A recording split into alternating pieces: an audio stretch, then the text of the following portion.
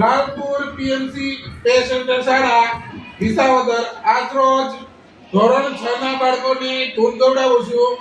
તો ધૂનના શબ્દ છે આહીરોના નિહાળે જોતો કાનુડો.